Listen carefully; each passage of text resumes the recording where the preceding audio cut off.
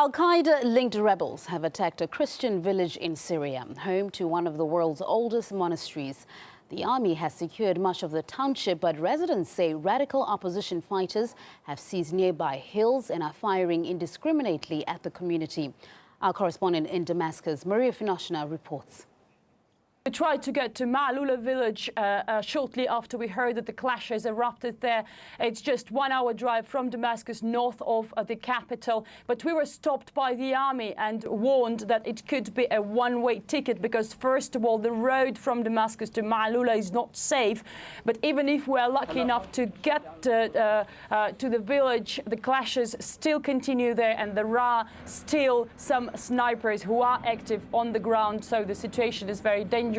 So it's better not to go there, as we were told. We're hearing that the fighting is between the army and the militants, mostly from Jabhat al-Nusra, Al-Qaeda-affiliated group fighting here in Syria against the regime of Bashar al-Assad, but mostly for their own radical Islam state. It's believed to be the best armed, the most successful, and at the same time the most aggressive opposition force here in Syria, and it's listed as a terrorist organization by the UN, US, and some other members of the international community. And we can see that the tactics were also very similar to those that terrorists all around the world use. We know that early on Wednesday, a suicide bomber struck a checkpoint at the entrance of Ma'aloula village.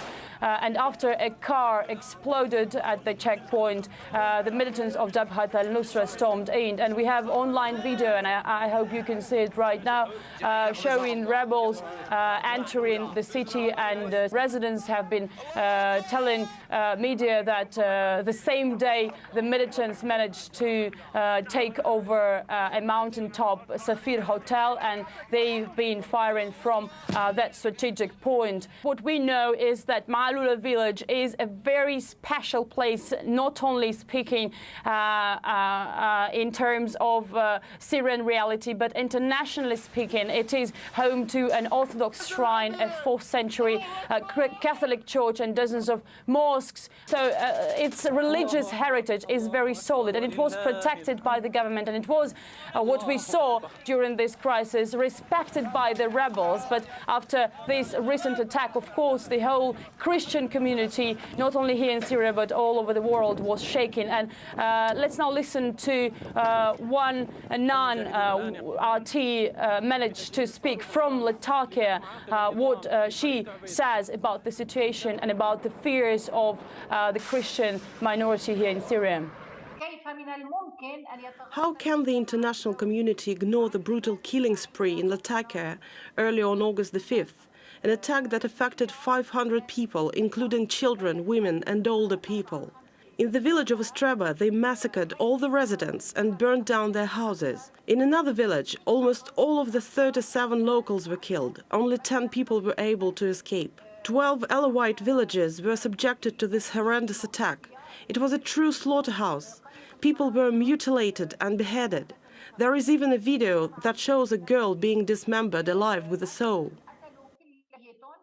Well, it's worth to mention that Ma'aloula has very troubled neighbors. Another village of Yabrud, center of smuggling here in Syria, is just 20 minutes drive from Ma'aloula. Homs, the city known as the epicenter of the clashes, 100 kilometers away from Ma'aloula.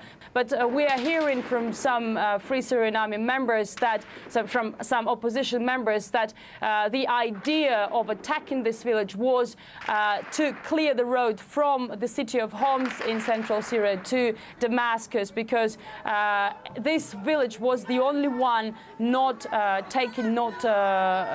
touched by the rebels. But these are just rumors. It's very hard to confirm.